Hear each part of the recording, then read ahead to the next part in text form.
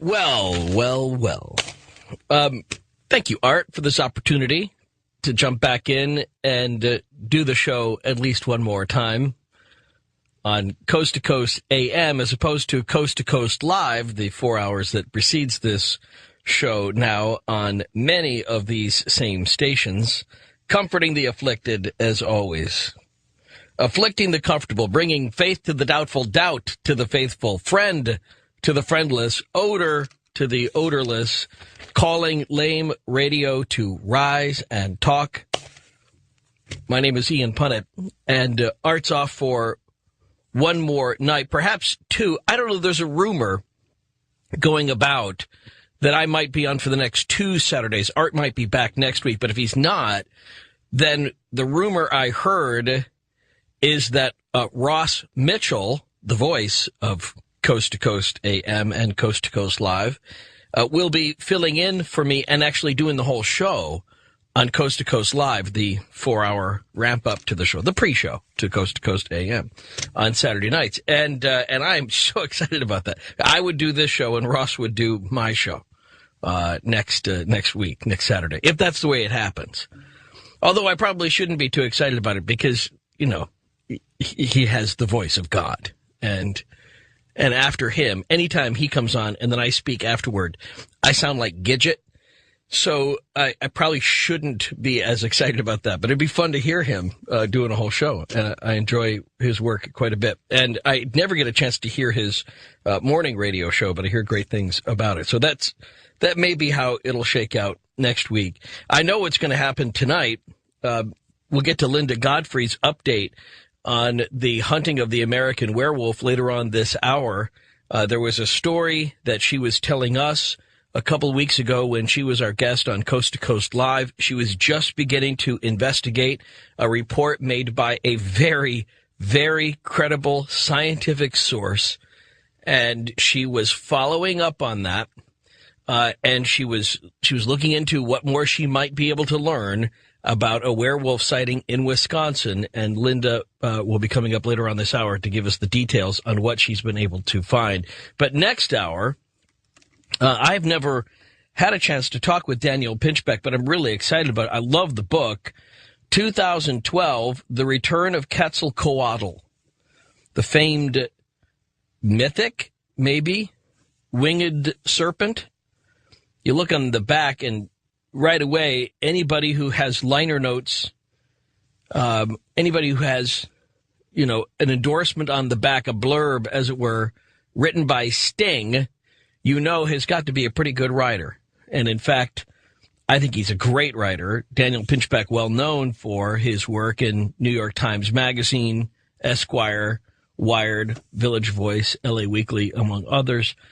But this book is just, it's a thought-provoking book about something which many people might not take seriously. It's not just about our future. It's not just about the year 2012. But it is about what we have in front of us to do before we get there. And what is waiting for us on the other end? A giant, flying, winged, feathered serpent? Does Daniel Pinchbeck really believe that's what's waiting in 2012? I'll let him explain it coming up. Also, some great crypto news and all of the Ian mail from last week's show that you didn't hear unless you were listening to Coast Live coming up next on Coast to Coast AM. My name's Ian Punnett.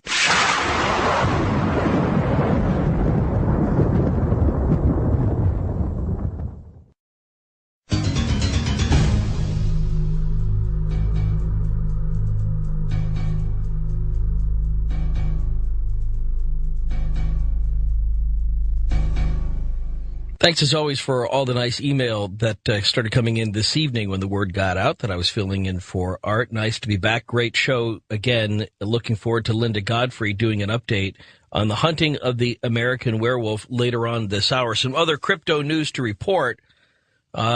This one about Bigfoot, which intersects in some way, by the way, to these werewolf stories. There's a couple of these beasts which sound remarkably more like Bigfoot than it does a werewolf, but I'll leave that up to you to find that in Linda Godfrey's book. But in 1994, this is a story that just came out, but it starts this way. In 1994, Craig Woolheater and his wife were driving at night from New Orleans to Dallas, Texas, somewhere in the swampy woods near Alexandria, Louisiana. Craig saw something at the side of the road. It was covered with hair, about 7 feet tall, and walked on 2 legs. "Did you see what I saw?" he asked his wife.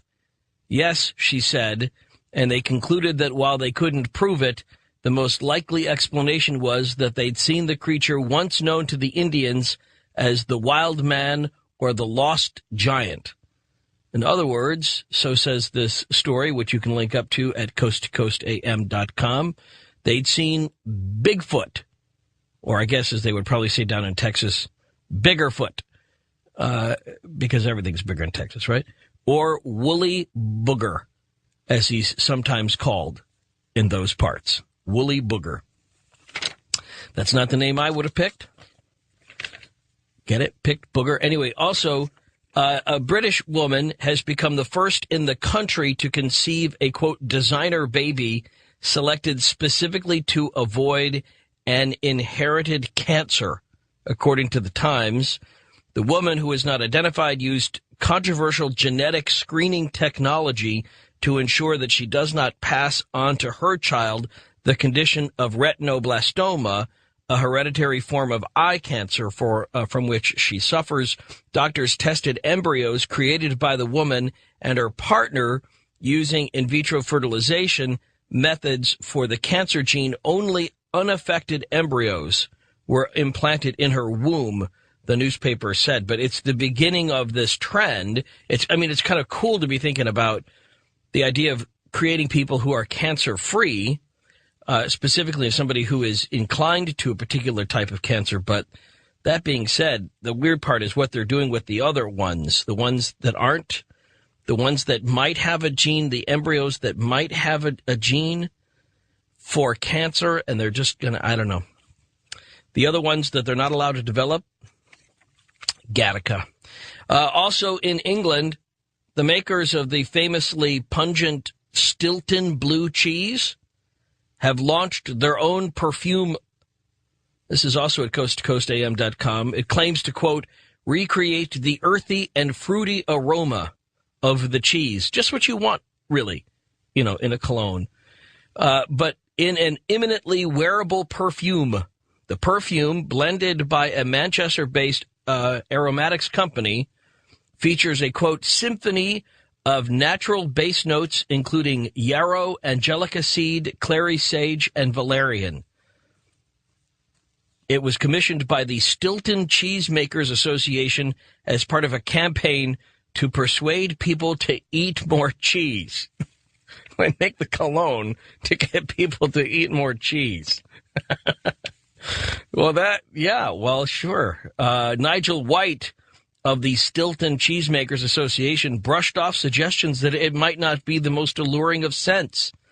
Blue Stilton cheese, he says, has a very distinctive mellow aroma, and our perfumer was able to capture the key essence of that scent and recreate it in what is an unusual but highly wearable perfume. Stilton for women. It smells like cheese. Or, in the male line of that, by the way, is for men. Product is called Farve. Farve for men. It'll be a big hit. Also, for teenagers, to have that smell of cheese, they just call the cologne teenagers, I think. Isn't that pretty much? It is in my house. A patient's gas leak. This is an amazing story. And if I didn't know that this came from a credible source, I would totally doubt this. But a patient's gas leak is being blamed for bringing a hospital operation to a fiery end, if you will. A man suffering minor burns in a brief but, quote, dramatic operating theater fire, which is believed to have been caused by flatulence. According to the New Zealand Herald, the man was in the hospital in Invercargill to have hemorrhoids removed and was singed in the, quote, exceedingly rare incident involving his own gas. See, and I thought it was embarrassing when I came out of surgery and I found out I'd been drooling on my pillow for like an hour. Can you imagine coming out of surgery, asking how it went, and you see the eyebrows of the guy operating you have been singed off? All right. Anyway, two laboratories, as long as we're going there, we might as well go here. Two laboratories at Penn State set out to show how an obscure undersea microbe metabolizes carbon monoxide into methane and vinegar. Why is this important? Well, according to the science site phys.org.com, what they found was not merely a previously unknown biochemical process, which would have been cool enough, but their results could also provide insights into the evolution of methane, the primary component of natural gas. And what they have determined is that this new biosynthesis could lay the foundation for the creation of a new alternative energy source, as well as helping to inform us as to the beginnings of our planet. This new way they found that methane is actually created in nature, which, of course, if it has anything to do with the creation of the planet, I guess we could say is a whole new way of looking at the Big Bang. Finally, if you're looking for some great news stories and you're not getting them in the news, can I recommend two books that have been written by some Coast to Coasties. Dawn Bastine has written Eyes of the Dead. Eyes of the Dead. She is a Coast to Coast listener and an author. You can see her book at crystalfusionpublisher.info. And also, and this is the only one of the two that I've spent any time reading, the book is called The Speed Bump Ultimatum. The Speed Bump Ultimatum. You can find it at thespeedbumpultimatum.com.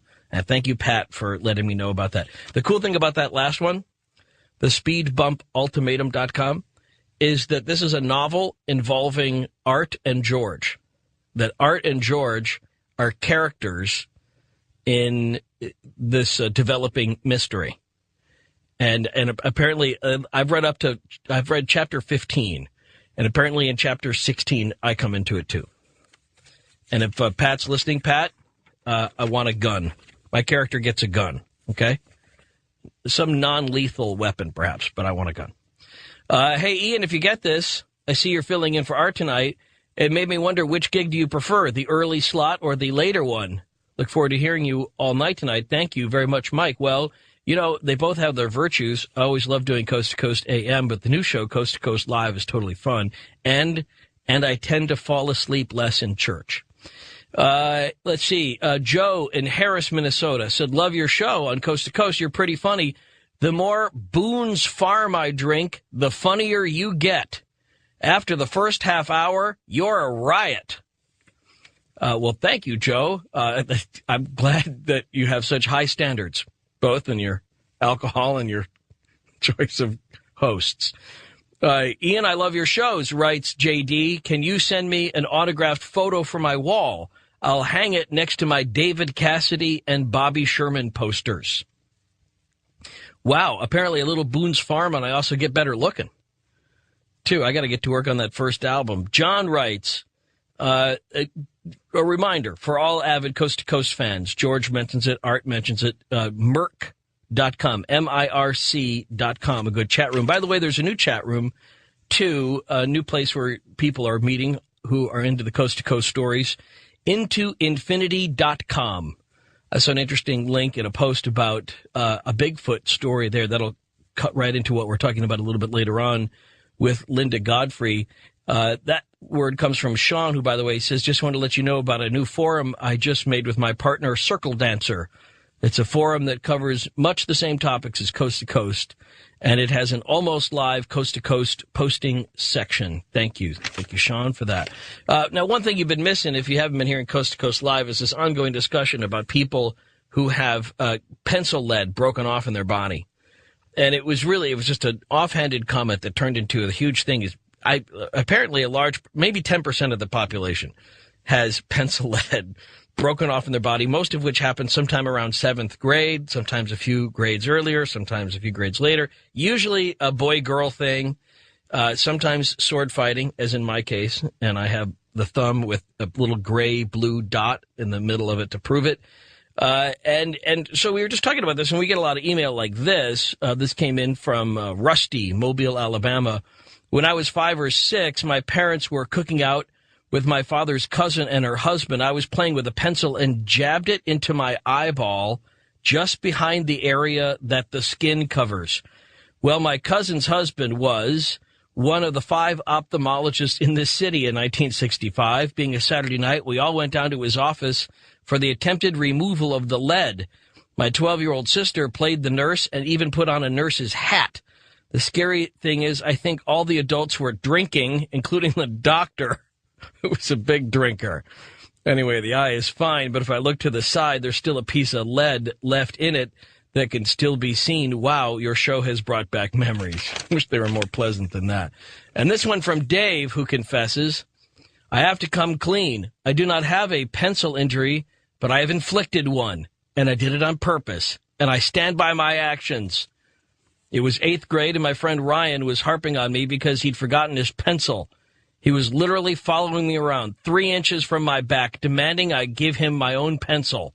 I felt threatened. I felt intimidated. I was confused. I lashed out with the only weapon I could find, the very pencil he wanted. It came down firmly in the palm of his outstretched hand. I assume he was thinking I was finally going to give it up, and the tip broke off. I don't honestly remember what happened next. I never got into any trouble for this innocent act of self-defense because, that's what it was. But then Ryan never would have told on me, and we remained friends until he moved away in high school. So I have to ask you, could the graphite dot not be seen as a convenient mark to separate, quote, those who annoy others from the rest of us? Dave? Well, not according to stories I've been hearing, but interesting perspective from a perpetrator. Hi, Ian, writes Dan in Daphne, Alabama. Always enjoy your show. My own theory of what life after death is that you must reflect and analyze your dreams. It is like a puzzle that you can put together to get a glimpse of what it will be like when you die. Interesting thought. And in fact, we get a lot of email like that. Back to another show we had from a couple of weeks ago. I think you'd enjoy Coast to Coast Live. If you want to, you can find it on Streamlink and listen to the past shows on archive. Sometime back, writes Robert, perhaps 6 or 8 months ago, you had a guest on who had the audio of something called a man dog. I believe it was recorded in Ohio. Could you please tell me how to get a copy of this hideous sound? Well, Robert, it may be lost in our archives here. It may pop up again if we find it. But that brings us right back to our first hour guest, Linda Godfrey, coming up in just a few minutes. Linda Godfrey's been tracking just that story and many others.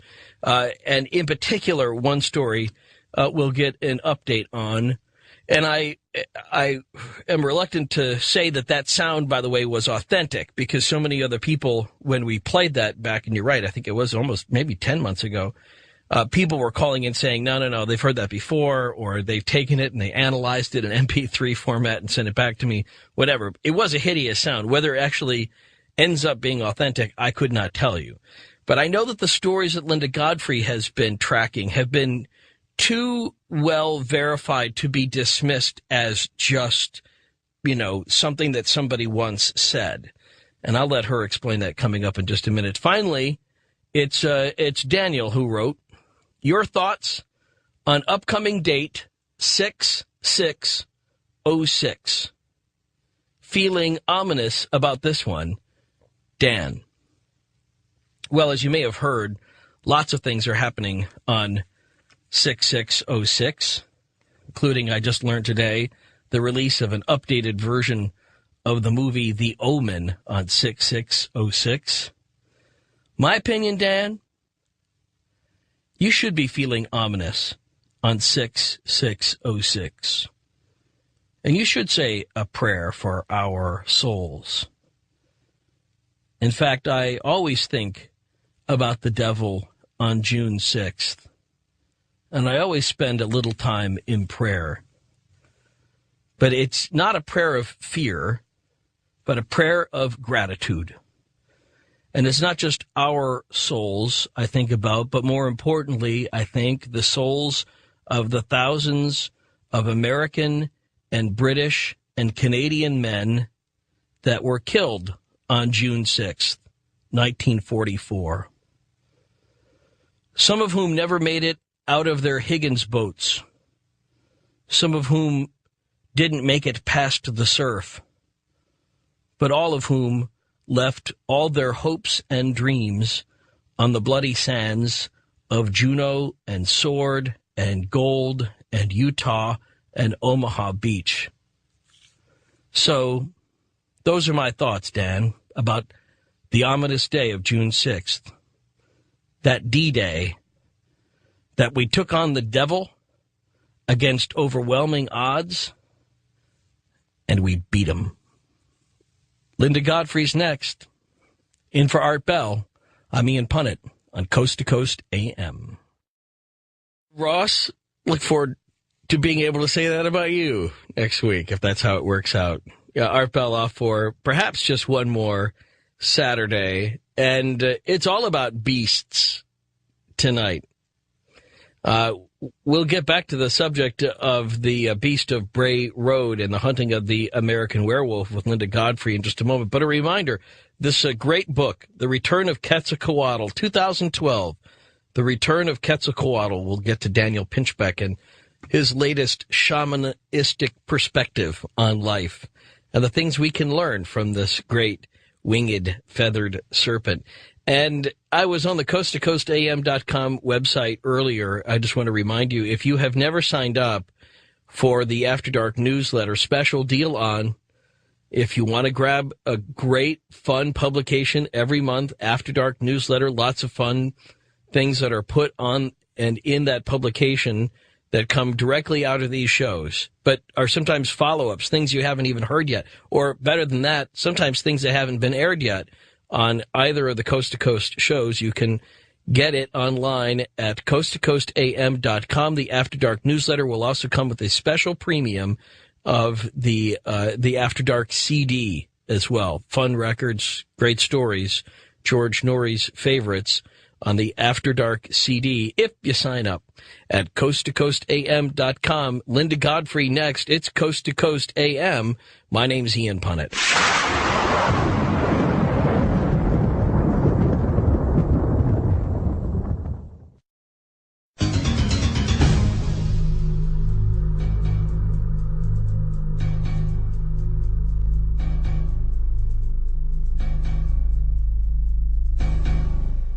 Well, since I mentioned that Sting has a blurb on the new book by Daniel Pinchbeck, I should also mention that I have a blurb on the back of Linda Godfrey's book, The Hunting of the American Werewolf, or Hunting the American Werewolf. Hey, Linda. Hey there, Ian. You stole my thunder because I was going to mention that I had Ian Punnett on the back cover of my book. Okay, but really, come on, let's be sane here. Given a choice between having Sting or me as a blurb on your book, you too would take Sting, wouldn't you? Nah, he has no credibility in the genre. I see. Is that it? I think people would be freaked out to see Sting in a werewolf book. And actually, It's such a fun book. Last week, or actually 2 weeks ago, was it? Well, I guess when we did the 3 hours together. Mm-hmm. Amazing calls, lots of great follow-up email. Oh, yeah, same here. But one or two people were asking about it, and it's been bugging me ever since, too, about what you've been able to find. Start from the beginning on the story that you had just come across your desk when we were speaking that night about a guy in Wisconsin. Tell a story from the beginning, if you would.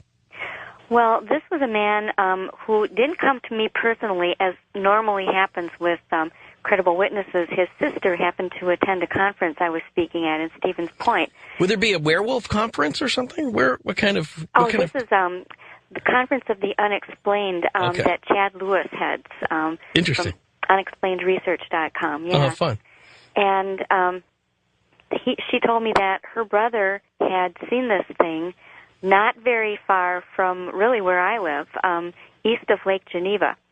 And she told me about him. She told me that he is an employee, a very highly placed employee of Mitchell Airport in Milwaukee with a very high security clearance. Therefore, his name can't be disclosed. But that he actually saw this thing twice in mid-February of this year and was sort of in denial. You know, he finally told his family, and was trying to act like it really hadn't happened. And then he saw it again April 25th, just 2 weeks ago. Now, so let's back up a bit. Let's tell, what did he see? How did he tell the story? Because he kind of goes to the airport at odd hours. Yeah, and I did interview him personally, and he leaves his house every evening at 2:40 a.m., so it's pitch black out there. And I can vouch for this because a friend and I spent last Tuesday night driving around between the hours of 2 and 4 a.m. in this precise spot, and it's pretty black out there. Now, why didn't you go by yourself? At that time, well, because I can't drive and hold the video camera at the same time. I was going to say, I wouldn't go out there. I would have had 4 people in the car with me. Just kidding. All right, so you were driving and videoing. You're hoping that you were going to see something. Exactly. Yeah, we did see three deer and a fox and of course. Several cats. None of which showed up on the camera, which is a night vision camera my friend had borrowed, which goes to prove it's really hard to get something from a moving vehicle to shoot a moving creature at night. Yeah. No matter how well equipped and set up you are. When people ask why nobody ever took a picture, this is an interesting experiment. Now, why wouldn't it show up? Was it because there was too much light pollution from the headlights of the car? That's possible. Either that or maybe the camera wasn't powerful enough, but these are things that we plainly saw and were maybe 20 feet from the road. Maybe a little a little farther away than most of the ditch sightings of the creature. But were they in front of you or to the side of you? Different positions. I'll be careful with those headlights. Next time, kill the headlights and see whether or not that creature would show back up again. Yeah, that's probably a good idea. Yeah. But all the better because you didn't miss taping a werewolf. So maybe next time you'll actually capture it. But so you're driving around and you're driving that area, and there's not street lights. It's rural Wisconsin, so it's pretty much you and the stars. Pretty much. Although you kind of run into these little communities every once in a while. There is sort of a pocket of light. I was surprised there was actually more there than I thought. But it's kind of a big lake area community. So it provides a lot of cover, and there are farm fields and other places that something skulking around could make its way through. But when this guy saw it, at first he thought that it was a very, very, very large coyote because it was crouched in the ditch. And he slowed down. He said he was only going about 30 miles an hour. And as he approached, it stood up. And like he said, I've never seen a coyote do that. He said it stared at me and watched as I drove past, and he just looked at it as it was watching him. The second time he saw it was a couple of nights later, and he saw the 2 yellow eyes in the ditch, and that's the color most people describe this man-wolf as having yellowish eyes, just kind of glowing, gleaming yellow. And he stopped the car, put the headlights on it, and this time it climbed out of the ditch on 2 feet, and then walked on 4 legs across the highway. And that's another trait that people have been seeing it. Either they'll notice it first on 2 legs, and then it drops to all 4s to get away, or vice versa. It seems to be equally adept at either mode of transportation. He described it as gray in color, the head shape with a long and pointy nose or muzzle, and just very, very dog-like, but much, much larger than dog, and of course, able to walk on the 2 legs. Tell me about what ways in which you could tell that he was a credible witness when you actually spoke with him.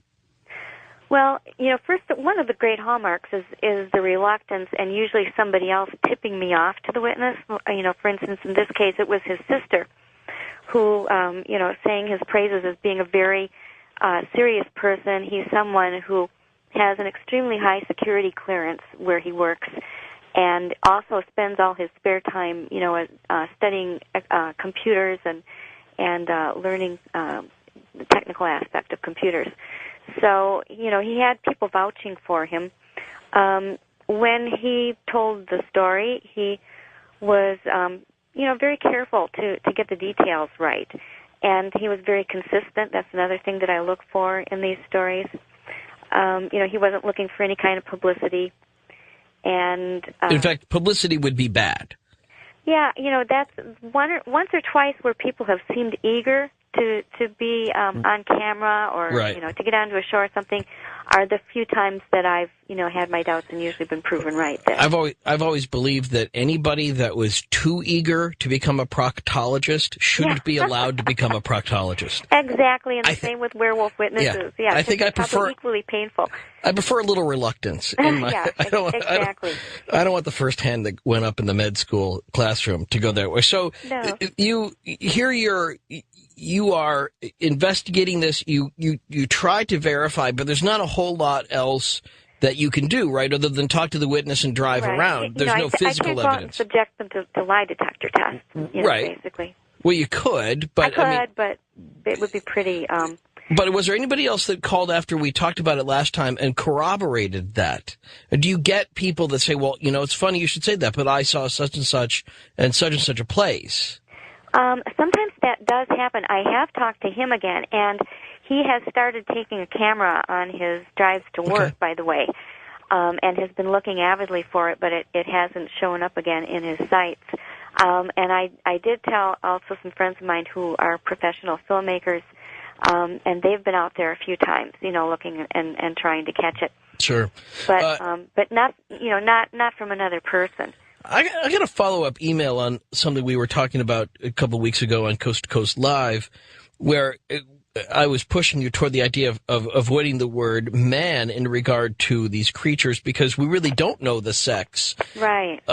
In most cases, we don't. Anyway, some people, some hunters or other people have looked for sex when they saw a creature just because out of force of habit, that they did that with any time they would come across a prey. But in this case, somebody had emailed Diane, I believe was her name, and she emailed in and she said, in regard to us using the term wolf folk as opposed to wolf men, she asked, has anybody ever captured the behavior of one of these wolf creatures as they're reported in such a way as would indicate sex? For example, the marking of territory, or has anybody ever seen them, with a young that was nursing as opposed to a young that was nearby? Has that ever come up before? Not to my knowledge. I've never had anybody report one either urinating or nursing. I have had people mention a couple that had apparent maleness to them, but really nothing that would look overtly, female or male. I have had pairings where one was larger and one seemed a little smaller. Right. And that would perhaps suggest male, female, but it could also be parent and offspring. Sure. Or two supernatural beings, if you want to look at it from that way. It's the other side of the coin. And then I get this other follow-up email, and I say follow-up in that they were trying to send it while we were on the air, but I didn't get it until afterward. But I thought it was a legitimately good question.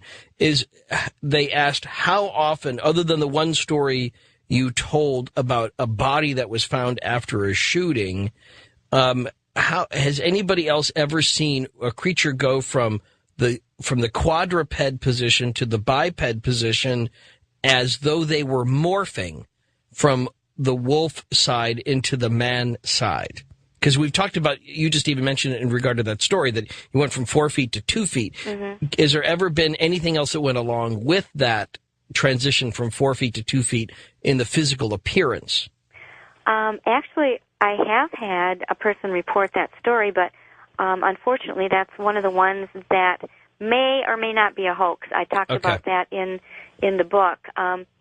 It could be just a case of a person who got cold feet, but he did actually report that he saw this thing morphing from 2 feet to 4 feet when it went away. The other people who have seen this, and there have been a number of them, have just said things like it dropped to all fours, or it was on all fours and then it stood up. They haven't mentioned anything about the morphing in most cases. I thought about you earlier in the week when the story came out about these polar bear / grizzly bear hybrids. Yeah, crazy-looking animal. Yeah, I mean, it has mostly the characteristics of a polar bear, but there's these distinct grizzly bear-like characteristics, and it had been confirmed through DNA testing that it was, in fact, in the wild, one of the rare cases in the wild of a hybrid. Usually polar bears and grizzly bears don't have anything to do with each other, but, winters are cold, Sure.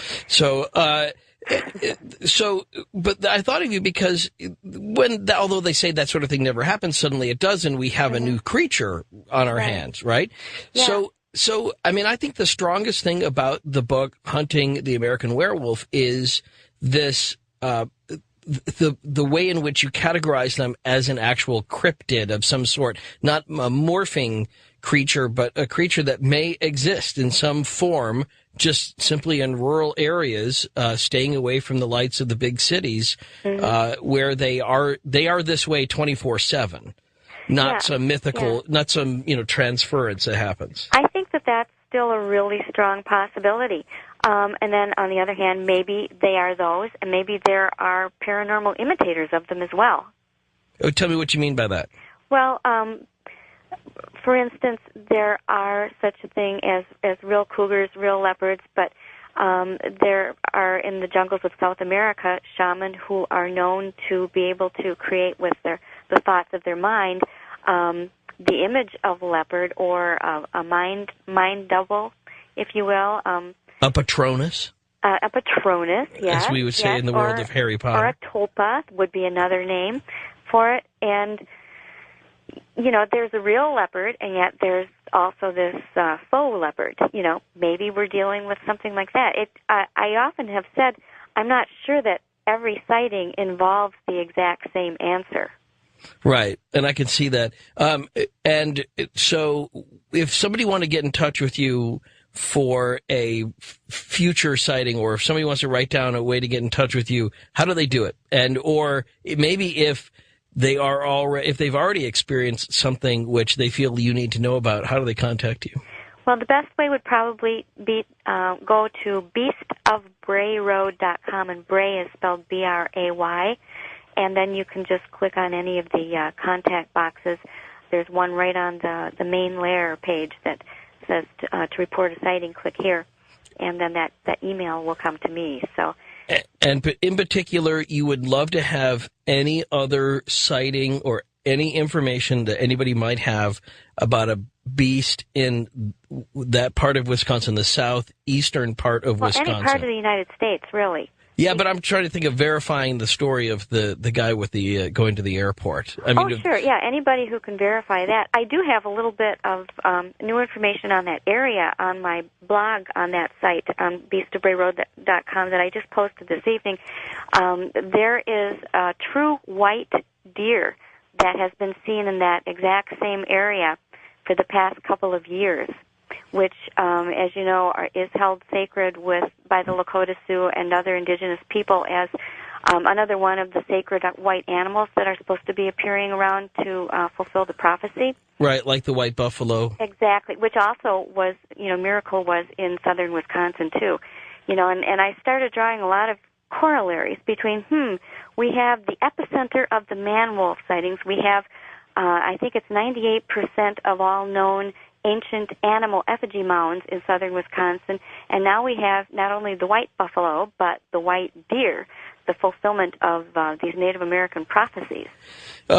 And I saw, for whatever it's worth, it's not that it's all that uncommon, but I saw a couple of bunnies coming home from Coast to Coast Live last week, and I see a lot of rabbits in my neighborhood, but it was odd. Yeah, not were-rabbits.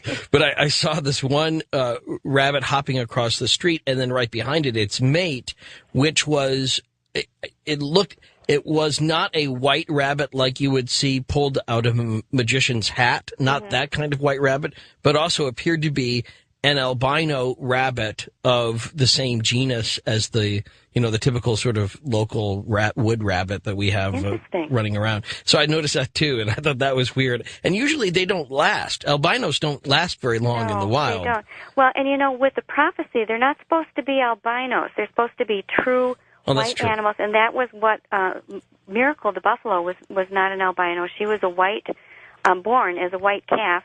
And this deer is the same way. It has dark eyes and dark feet. I've got 3 pictures that a couple took of this creature. And the weirdest thing about this whole incident is that the couple that took the pictures, whose yard had been frequented, one of them is a major man-wolf witness. We'll leave that thought there for now, and we'll look for a follow-up sometime soon. You can go read more about that and then also communicate with Linda Godfrey at beastofbrayroad.com, the new book, Hunting the American Werewolf. You can link up to that through coasttocoastam.com. Thank you, Linda. Oh, thank you for having me, and thanks to everybody who wrote in, especially friend Kathy in Minnesota has had some fabulous things to send in. Wonderful. Thank you so much. And this couldn't have been a better lead-in for 2012, the return of Quetzalcoatl.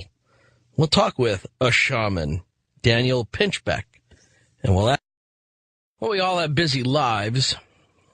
There's a lot going on. I myself will get up in a couple hours after Coast to Coast AM and go do Race for the Cure out at Mall of America. And yet I think it's in that busyness that Daniel Pinchbeck really hits on something when he talks about life from a shamanic perspective. As a shaman, as someone who has studied an alternative view of reality, he says in the new book, 2012, The Return of Quetzalcoatl, that it's just that busyness which is a kind of conspiracy. And if we think about the occult, we use the word occult, we think of things which are secretive, which are manipulative, things that attempt to perhaps control our soul, that kind of thing. But he looks at the occult differently when he writes, from a shamanic perspective, the psychic blockade that prevents otherwise intelligent adults from considering the future of our world, our obvious lack of future if we continue on our present path, reveals an occult dimension. It's like a programming error written into the software designed for the modern mind, which has endless energy to expend on the trivial and the treacly, sports statistic or shoe sale, but no time to spare for the torments of the third world or the mass extinction of species to perpetuate a way of life without a future. And he goes on to say, this psychic blockade is reinforced by a vast propaganda machine spewing out crude as well as sophisticated distractions, encouraging individuals to see themselves as alienated spectators of their culture rather than active participants in a planetary ecology. A very interesting perspective. So what does that have to do with the return of a giant winged feathered serpent? We'll talk to him about that next. 2012, The Return of Quetzalcoatl, Daniel Pinchbeck, next on Coast to Coast AM. In for Art, this is Ian Punnett.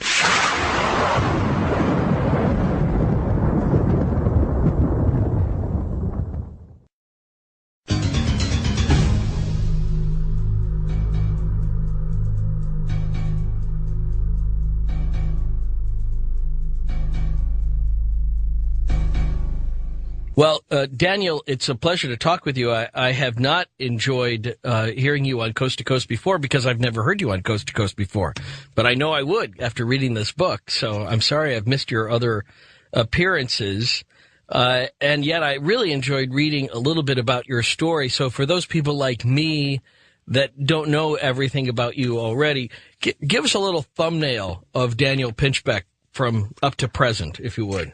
Okay, sure. Yeah, I was in the media for a long time. I was working as a journalist and writing for the New York Times Magazine and Esquire and Wired. I also had a literary magazine that I ran with some friends. And I went through a huge spiritual crisis in my late 20s. And at that point, I remembered these psychedelic experiences I'd had in college. And I decided that that was the only kind of experiences I'd had that suggested, like, maybe higher forms of consciousness or other dimensions of consciousness. So I decided I would go and systematically explore that. So I ended up going to West Africa. I went through a tribal initiation in Gabon, taking a psychedelic called Iboga. I went down to the Amazon in Ecuador and worked with the tribe there, taking ayahuasca. I visited the Mazatec Indians in Mexico. and began to have all these very amazing, astonishing experiences with sort of occult dimensions and telepathic dimensions. By the way, I don't think occult necessarily is negative. I think occult simply means hidden or secretive. No, that's fine. I think I was just trying to point out the idea that I think people tend to think of, and culture at large perhaps, think of the word of occult as having a pejorative context. Right, which is actually not correct. So anyway, so I wrote a first book, Breaking Open the Head, where I kind of explored psychedelics and shamanism thoroughly, and the book really charted my change in worldview. I'd started as a kind of secular materialist, nihilist, and I ended up being convinced that this shamanic perspective had a lot to offer, and that we'd kind of suppressed these kind of intuitive and psychic levels of reality. So my new book, 2012, really began this investigation of prophecy, because I realized that if we'd missed this shamanic worldview in our modern rational way of being, then we had to take seriously what these people were saying about the time that we're in now. And indeed, the Hopis believe we're in this transition from one world to another. Right. A lot of indigenous cultures believe this. And the Mayans really worked it out very, very intensively, the classical Mayan civilization. And they had a calendar that ends in our year 2012. Of course, we're returning back to that idea coming up throughout the show, but let me also back up. As long as we're talking about words and definitions, how would you describe those herbs or those things which you took with the various tribes? Do you consider that to be drug taking? I sort of consider them. I mean, I think that the best word we have would be medicines. Okay. I mean, for them, they're healing. It's part of a whole culture where these substances provide access to the sacred, to visions, and also have a deep healing potential. If you would, because I think we tend to think of, again, maybe too negatively, as this culture would look upon those who think, well, they're just taking a bunch of drugs. And here's this guy, he's flying around the world taking the local drugs wherever he can, and they're legal, and he sits around and gets, stoned with the local natives. But it's really not that. So how can you parallel that in our experience in this culture for people who are trying to bridge that gap? What other way is there of looking at medicines in this culture that parallels your experience in these other places on the planet? That's interesting. For me, it's obviously we have a lot of deep kind of cultural biases around these substances. Right. They were all made illegal, or a lot of them were made illegal in the 1960s. And there's a whole history there that needs to be unpacked a little bit. Because, the reasons they were made illegal had to do with a lot of social concerns about what was happening. Like Timothy Leary, was sort of leading this generation into turning on to these substances in a certain way. And it may be that we have to, in a more sophisticated and adult fashion, reevaluate these substances and what their values are. And, it's kind of interesting that we have so many substances that are prescribed, that are popular, like antidepressants or anti-anxiety medication, that are very synthetic. And here we have these substances which are completely natural. They're expressed by plants that humans have actually worked with for perhaps tens of thousands of years, that we've interdicted and made illegal, so that even pursuing these experiences is repressed and ridiculed in many ways. Well, so it's a whole kind of cultural framework that we may want to re-examine. Yeah, and I just want to explore that a little bit more before returning to the theme, because I think it's important for people to be able to not think of this in its negative perspective, but again, to reconsider it in that you're talking about, I've never been stoned. I've never been drunk. I don't take any drugs. I don't drink. But I could relate to what you were talking about in the sense that I could see that this wasn't just about, you're coming home from a busy day and you're just going to get as stoned out of your gourd as you could and then, watch some TV, eat some Cheetos and go to bed. That wasn't what this was about. This is about a very different way of approaching drugs that does put it back into the category of medicines. So you're right about the Prozac. We hand out these other things. They're very synthetic, and it's all sort of intended to keep us in lockstep with the culture, right? If somebody's experiencing depression, the idea is to get them back up on their feet and producing like they should be. But that wouldn't be the shamanic perspective. Right. It's a whole different model of, in a sense, mental illness and how to kind of work with trauma and heal people. And then for me, it was really a disciplined investigation into the nature of consciousness. I mean, I'm not interested in getting stoned or drugs. I'm interested in consciousness and kind of what kind of possibilities are out there. And I think there is a kind of cultural shift in perception happening on a very kind of deep level right now. I mean, there was a recent Supreme Court case where they allowed the use of ayahuasca, which is this Brazilian, Amazonian psychedelic that I've written about in both books. There are these religions in Brazil which use it ritually. They take it in ceremony. They can do it every week even. And for them, it's like the center of their religion. And they've done studies of these groups in Brazil, and they found that, in actual fact, the people who are part of this religion are healthier, happier. They don't beat their wives. They're good workers. So Brazil made it an official, these religions kind of official religions. They now have like sort of UN sanction, and they're also now legal in other countries in Europe. So recently the Supreme Court declared that with the União de Vegetalis, which is one of these religions, and probably by extension the Santo Daime, that people are going to be allowed in this country to have these experiences if they are part of this tradition. And they have to, in a way, prove that they're part of that tradition and not just... Yeah, well, it's a real commitment. I mean, the Daime, that's who I worked with in Brazil, and I write about that in 2012. I mean, you wear white, the men and the women are separate, you sit or you stand or you dance for, it could be 8 hours, it could be 13 hours, and they call these ceremonies work, and it actually is very, very hard work. It's really about kind of shifting energies and trying to kind of create this collective shamanic consciousness. It's very difficult at first to appreciate what they're doing. So these medicines that you were taking in these different cultures, what were you being healed of? That's a good question. Well, one of my big experiences was in West Africa with iboga, and that is a root bark, and it's actually being used as an experimental treatment for addiction. There's ibogaine clinics in Mexico and Canada and St. Kitts.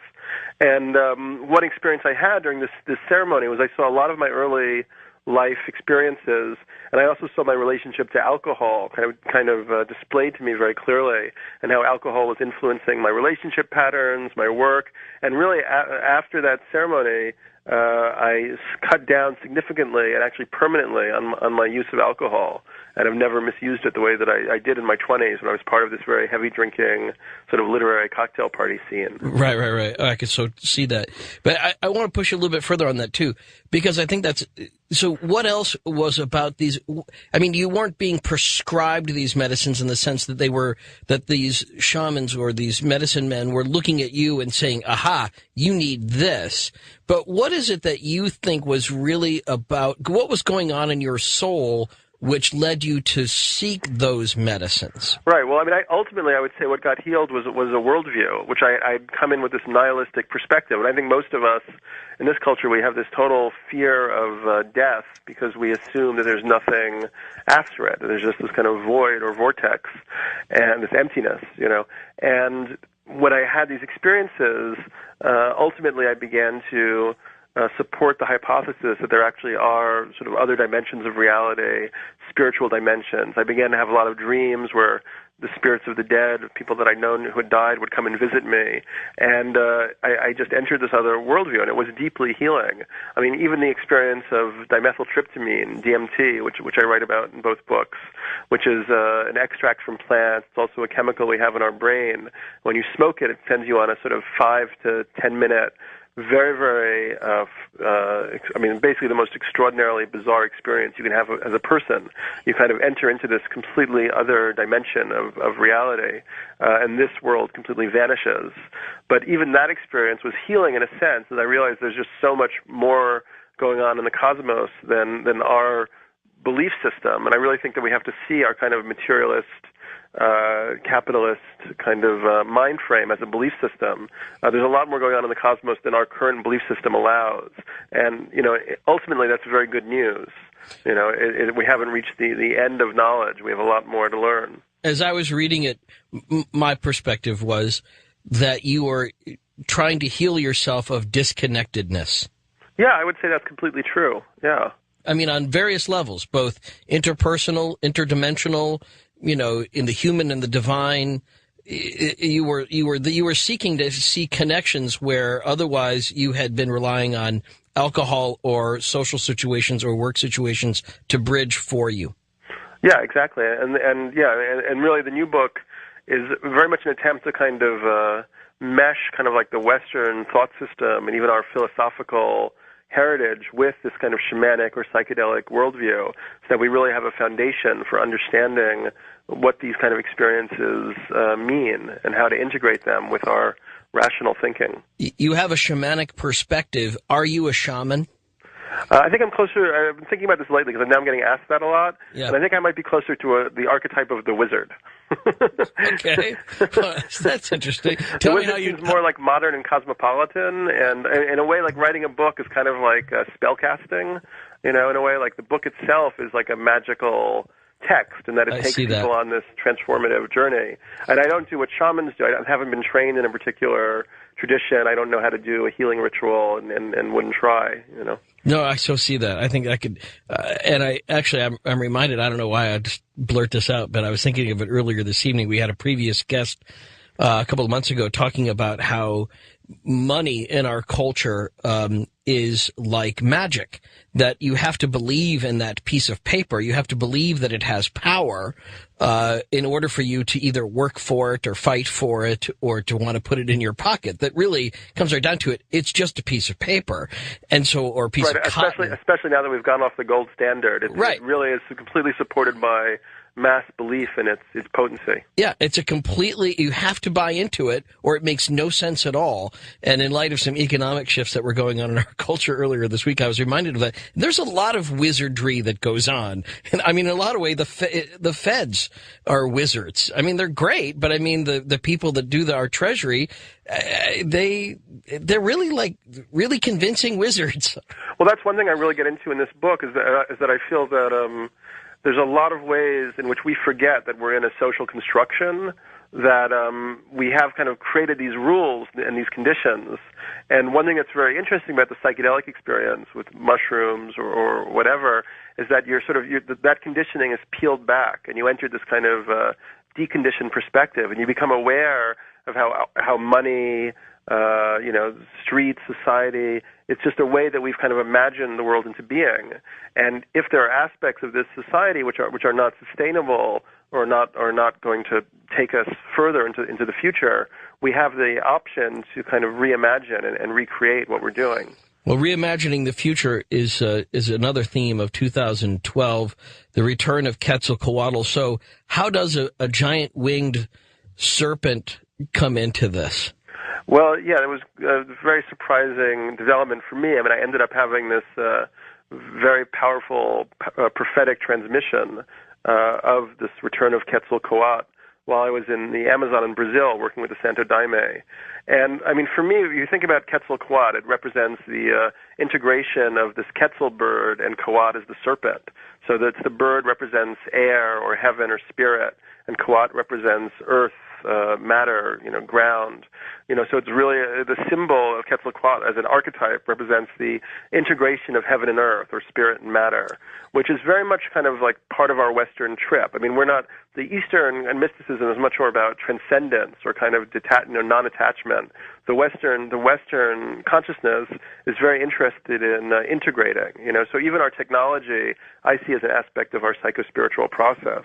And in some strange way, Quetzalcoatl may be hovering over these processes that are going on now, and it's a symbol that can help unify our thought systems. Well, I'm having one of those moments where it was like the first day that everybody else on the planet started saying Niger instead of Niger. So help me with the pronunciation. I've been saying Quetzalcoatl because I always thought that L was significant at the end, but you're dropping it. Yeah, apparently the L is silent. I have a discussion board, and people were vigilant about telling me that it was silent. So Quetzalcoatl is what we got.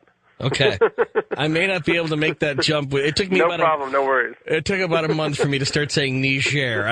I had to resist it because everybody was pressuring me to say Niger, and I don't know. I still say Beijing, even though I know that's wrong too. But all right, so 2012, the return of Quetzalcoatl.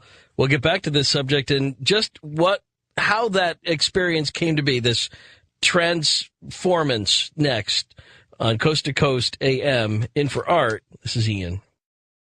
Well, I'm getting ready to change my pronunciation on this, because Daniel Pinchbeck says when it comes to the return of Quetzalcoatl, we have to get the L out of here, if you will, and just say Quetzalcoatl. I'm working on that. I had to go to the internet to grab something, and I just happened to look in my inbox, and Dean wrote me a somewhat nasty note on the subject of Niger. He says, typical American of me. He said, you should always pronounce the country the way the people of that country pronounce it. Is that right, Dean? Really? Do you walk around saying France? Do you say Deutschland, Dean? España? Really? Australia? You say it like that? I don't think so. But 2012, the return of Daniel Pinchbeck and the return of Quetzalcoatl. So I'm not ready yet. Coming up next on Coast to Coast AM, my name's Ian Punnett.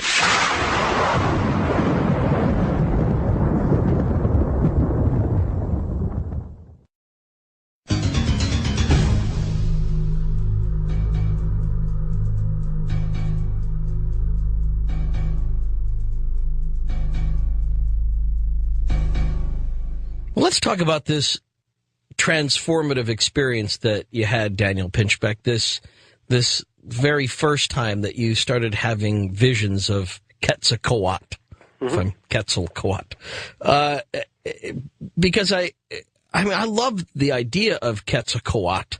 I love that old movie. Did you ever see Q? I never saw it, actually, no. If you had other people have referenced it for you, yeah. It's you'd like it just because it's all about New York and Quetzalcoatl. You can't beat that. But I mean, you don't. It's the kind of thing where for some people, this is a very significant beast. Would you call it a mythical beast? What would you call it? How should we just think of the winged serpent? I would call it a archetype or an archetypal god form.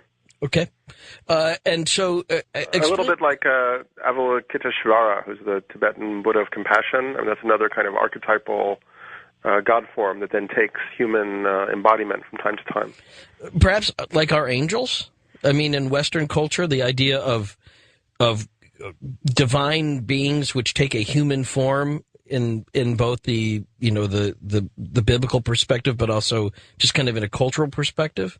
Something like that. Okay, so. Talk about that first experience, and what were you doing when you had it? And I mean, is it important to talk about the medicines that you were taking at the time? Yeah, I was down in Brazil. I guess this experience started in Brasilia, and I was working with Santo Daime. I was absolutely hating these rituals. There were these rituals where you had to wear white and sing all night with these bright lights. And I mean, it's a lot to explain because it sort of comes at the end of the journey that I describe in my book. And I'd been working with this Mayan calendar material and these ideas of Jose Arguelles, which is about this kind of potential for this consciousness shift, which he connects with a potential for a new calendar, that actually we have a wrong relationship to time, which has been embodied, sort of materialized in a desynchronized calendar, and that we'd actually have to move to a different relationship to time, which would then be represented by a different calendar if we wanted to kind of change our world situation. And I've just been, mulling over a huge amount of data and information. I've also been studying the crop circles and alien abductions, and then really just trying to come to a sort of deeper, more like profound sort of understanding of what all of this phenomena meant, as well as synchronicities and so on. And in a way, like I'd say the whole experience has been a little bit like, recognizing myself as almost a character in a story. Like right now, I basically just feel that, I'm coasting through a kind of narrative, a kind of meta-narrative in which I'm a character. And as part of that character, I seem to be embodying a certain element of this Quetzalcoatl kind of energy or consciousness. So that's what began to came through, and it came through specifically as a kind of transmission, which explained to me that all these kind of things that I'd been figuring out were connected, and that they were connected to this moment that we're in now, which is the apocalypse, a term which literally means uncovering or revealing. And it's kind of the end of a world cycle. and that we're on this verge of transitioning to kind of a new form or kind of realization of human consciousness. Well, again, though, give us a little bit more about what that transmission looked and or felt like. What was it? There was really no look. It was a voice in my head that just spoke to me, and the voice introduced itself as Quetzalcoatl, and it began to download this information to me. And, of course, I'd heard about these experiences. I mean, Jose Arguelles had many of these experiences with Paco Votan, who was this 8th century Mayan king. I never expected or imagined that such a thing would happen to me. And for me, like, my way of understanding this experience was very much involved the ideas of Carl Jung about archetypal material. And that actually it's very, very difficult when this kind of higher material, the archetype of the self, is seeking to incarnate in the ego, and often there is this kind of voice or this presence that seems outside of oneself. And he talks about how it's very, very difficult for the ego to kind of be supple enough to take in this higher information. And that was what it was for me. It was really kind of a horrible struggle. I mean, to a certain extent, I felt aggrandized that Quetzalcoatl wanted to have this relationship with me, but on the other extent, I felt totally belittled and almost like annihilated. That everything had been a kind of setup, And I mean, it's very interesting. I mean, if you think about the word Maya, that the Mayan culture has named Maya is already pretty interesting, because Maya is this term from Eastern mysticism, from Buddhism and Hinduism, which means, we sort of think of it as meaning the world of illusion, but really it means the magical creative power of the gods in creating this reality that we're in. So for me, it's almost like we're living in a kind of virtual hologram, and Quetzalcoatl is just part of the sort of operative system that we're in. So, did the voice spoke to you in English? Uh-huh. Okay. Yeah. And was there a characteristic to it? Did you feel like this was something that was external or internal? Right. Yeah. Well, I would say, both in a sense. I mean, I guess that's been one of the ways that I've kind of come to think about a lot of stuff is that where we impose dualisms, there's actually a more kind of meshed, paradoxical relationship. So in a sense, I'd been like pushing myself towards these initiatory experiences, and it was almost like a kind of like the way metal filings are kind of organized by a magnet to form patterns. Right. So it was like this thing had been acting upon me from a distance and had kind of pulled me into its force field. And then this transmission, it was just a very strong, very kind of like emphatic tone to the whole thing, and much more certain of itself than I'm usually certain of anything. It sounds like a conversion experience. Well, I don't know if I'm really converted to anything. I mean, one thing I really tried to do in this book is to leave open doubt and skepticism, which includes my own doubt and skepticism. And I think that we get really stuck on belief, and on many levels, belief is a kind of enemy that we have to interrogate. I mean, Carl Jung said, I believe only what I know. And what I know is that I had this experience, and it certainly seemed very compelling, but I wouldn't give it some kind of absolute truth content. Well, I think that would be, I mean, just from my perspective, being through seminary, I think that puts too fine a point on belief. I think belief always comes with a component of doubt. It's the difference between knowing. If you know something for a fact, there is no belief required. If you believe something, then there's an element of faith. There's a sort of a leap of trust that this is true. And I think when I use conversion, I don't mean that in some sense that it's to some new absolutism, but rather it was so transformative that you can't be what you were before. It definitely threw me for a loop. Yeah, and I'm familiar with Jung on the subject, and I think that there's things that he says on this that I kept actually was going through my mind too while I was reading what you wrote here in 2012. Tell me about, I mean, as you really now think about that year, then what seems so much more significant now about the year 2012 as a result of this transmission from Quetzalcoatl? Right. Well, what seems significant about that year, I mean, this transmission is one piece of the puzzle, but for me it was really understanding all of these kind of outsider scholars who've been working with this Mayan and Toltec material, and have discovered that this end date in 2012 represents this kind of very rare galactic alignment where the Earth and the Sun line up with the black hole or dark rift or cosmic mother that's at the center of the Milky Way. So that's how John Major Jenkins kind of put it together in his book Maya Cosmogenesis. There's also this work of Carl Johan Kalaman, which is really extraordinary also, where he looks at how there's this kind of acceleration taking place, and this 9-stage process in the evolution of consciousness, which is represented by the 9 levels of the Mayan pyramids, and that each stage is moving 20 times the amount of change, novelty, evolution of consciousness is happening in a 20 times faster amount of time. So now we're experiencing as much change in about a year as people were experiencing before the 1990s in 20 years, and before the 1750s in 400 years. Right. And of course, there's no way to kind of graph that mathematically, but I think intuitively, if you sit with it, it's clear that there's this incredible speeding up process in the sense that the sort of systems that we've created are sort of moving towards a kind of crescendo, So all of these are pieces of the puzzle in terms of understanding 2012.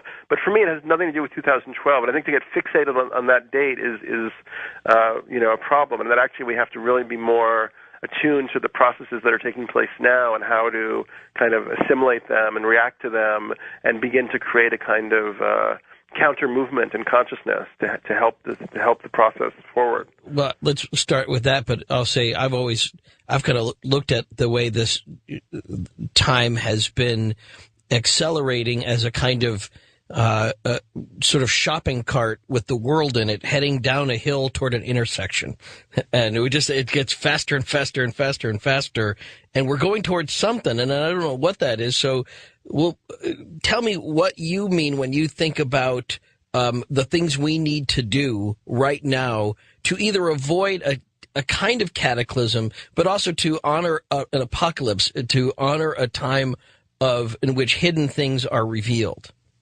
Well, yeah, I mean, I think for me, it's really the apocalypse, and this is once again this Jungian perspective, is the momentous event of the coming of the self into conscious realization. And one aspect of that, for me, is this deeper realization that's taking place about psychic phenomena and psychic reality and synchronicity. And that's work that one has to do on oneself, because we come from this materialist, skeptical perspective, if we're part of this, Western modern culture. And it's really a step-by-step process where you sort of recognize there's other levels going on and that there's these kind of synchronicities taking place. So one way I look at what's happening is it seems that reality is becoming, in kind of incremental stages, a little bit more kind of psychically malleable or psychically responsive, and also a little bit less materially dense. Tell me about that. What do you mean by that? Well, exactly what I said. It's just that somehow this psychic energy, psychic phenomena is becoming more available to us. One way I think about it is if you think about electricity. Like before 1750, people had seen lightning and experienced static shocks. Right. But nobody had a clue that you could bring electricity down into the human world and make cities and industrial grids out of it. And when that happened, look how fast we transformed the whole surface of the Earth. I would say a very similar thing is now happening with psychic phenomena, that a critical mass of people are becoming aware of the reality of the psychic realm and the psychic energy that's available to us. And then maybe that we are able, within this time frame that's ahead of us, this very, very precious and critical time frame, to begin to actually utilize psychic energy for planetary healing and transformation. When you talk about psychic energy, that can take a lot of different forms depending on, to whom you're speaking. So what do you mean by harnessing psychic energy? Just mass consciousness? Right. Well, I think, for instance, part of the end of my book, I talk about the Hopi Indians and their rain dances, for instance. There's this Cambridge anthropologist who was working with the Hopi, and he wrote in his book, he was like, look, I hate to admit this, I'm a materialist, but I would go to these rain dances, and sometimes it would be a clear blue sky, 120 degrees. They would dance for half an hour, clouds would gather, and rain would fall. Okay? So, and he also talked about this kind of telepathic capacity that they'd maintained in their tribal ways. So it may be that, and that's very interesting to me when you think about this critical kind of climate shift that's taking place and these rapid changes in climate. Well, what if the human psyche, a kind of ritualized consciousness, can actually exert a transformative effect on climate conditions, on physical conditions? And what if we actually need to go back to these indigenous cultures and relearn their kind of way of being in a kind of interrelationship with the natural world? That's something which these indigenous cultures have that's of great value. How would we be able to? Well.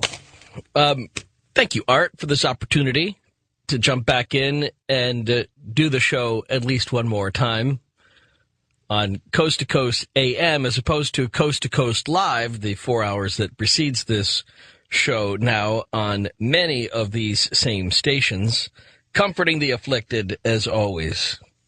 Afflicting the comfortable, bringing faith to the doubtful, doubt to the faithful, friend to the friendless, odor to the odorless, calling lame radio to rise and talk.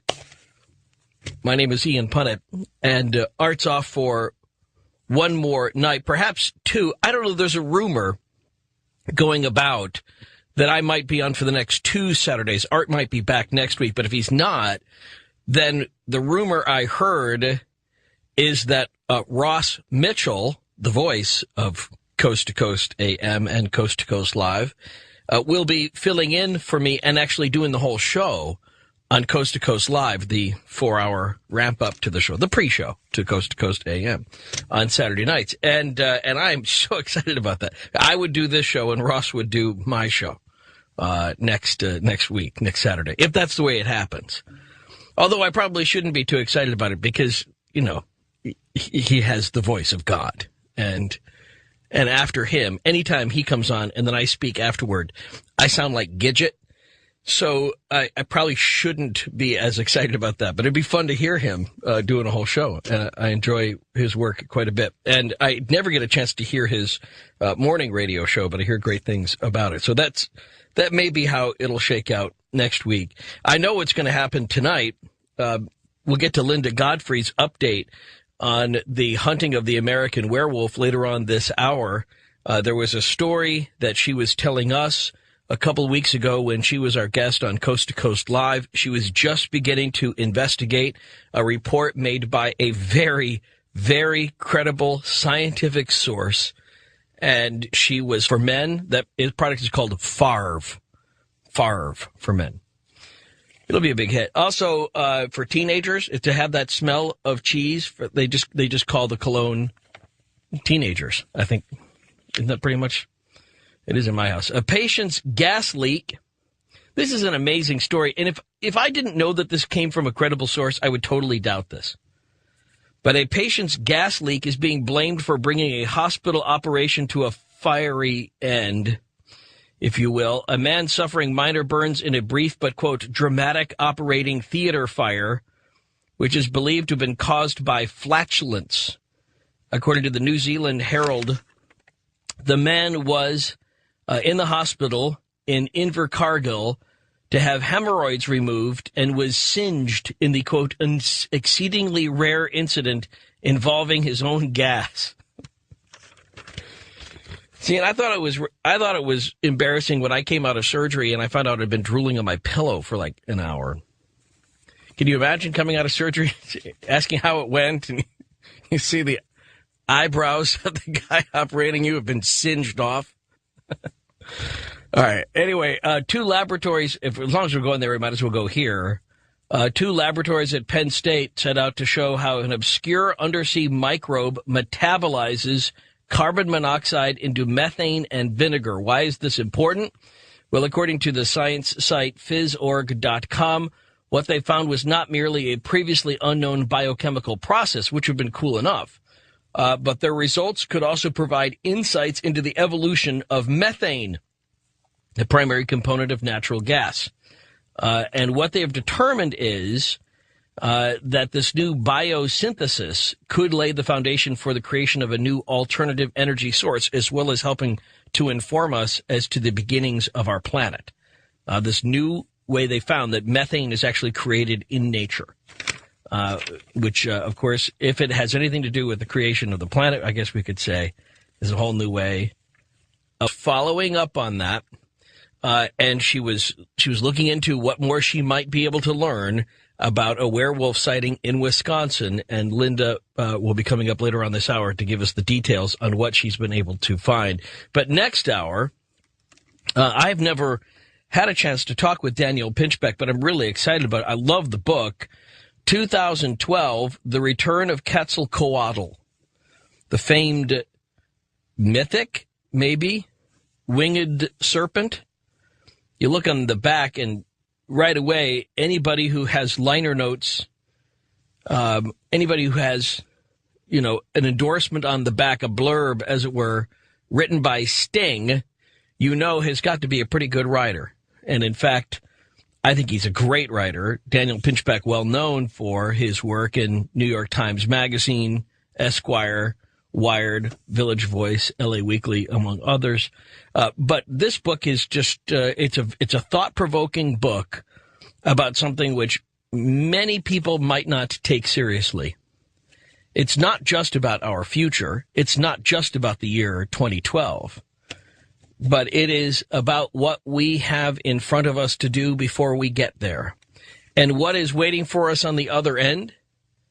A giant, flying, winged, feathered serpent? Does Daniel Pinchbeck really believe that's what's waiting in 2012? I'll let him explain it coming up. Also, some great crypto news and all of the Ian mail from last week's show that you didn't hear unless you were listening to Coast to Coast Live coming up next on Coast to Coast AM. My name's Ian Punnett.